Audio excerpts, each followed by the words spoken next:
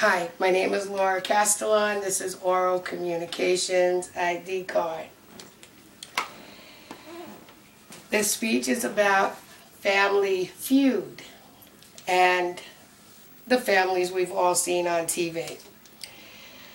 TV has left an impression on all of us from childhood to adulthood. We've been influenced by TV and the families that we've allowed into our living room for many years. We've all seen shows, even before we were born. So who hasn't spent time with Lucy and Ethel, or the Huxtables, or the Cleavers?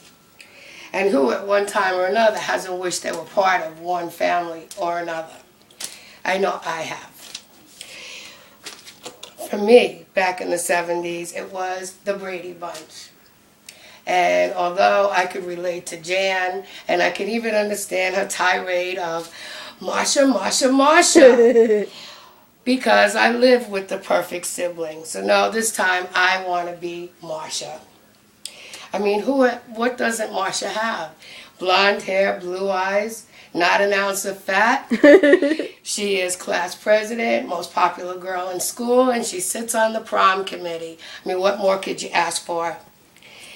And then, of course, there is the episode where Marsha and all her problems are solved in 30 minutes. She has invited Davy Jones to sing at her prom. That's an impossibility. Back in those days, any young girl would have died to see Davy Jones. But not impossible for Marsha, because Dad has connections. So one day when the doorbell rings, of course, it's Davy Jones at the door. And he walks in and sits in their living room. And he tells Marsha how great he would feel honored to sing at her prom. But he has one problem: he doesn't have a date. And of course, there's Marsha. She's ready to fill in.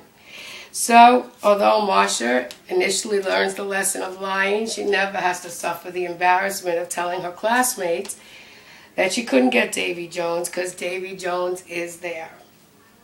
And the story ends 30 minutes later with Marsha at the prom being serenaded by Davy Jones.